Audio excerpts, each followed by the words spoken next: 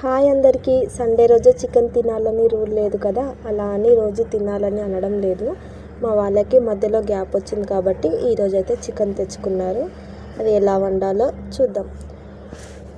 Stove on చేసి కడాయి పెట్టుకొని oil వేడయ్యాక మసాలాలు వేసుకొని అవి వేగాక కట్ చేసి పెట్టుకున్న ఆనియన్స్ వేసి అవి గోల్డెన్ బ్రౌన్ కలర్ వచ్చాక కొంచెం అల్లం పేస్టు, పసుపు వేసుకొని కరివేపాకు, కొత్తిమీర వేసి కలుపుకున్న తర్వాత నీట్గా కడిగి పెట్టుకున్న చికెన్ అందులో వేసి మూత పెట్టుకొని ఉడకనివ్వాలి. చికెన్లోంచి వాటర్ ఊరుతాయి కాబట్టి మనం వాటర్ వేయాల్సిన అవసరం లేదు.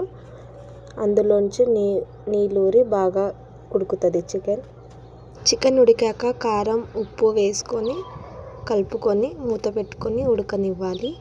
మధ్యలో కలుపుతూ ఉండాలి, ఎందుకంటే మధ్యలో మాడిపోకుండా అడుగంటకుండా ఉంటుంది.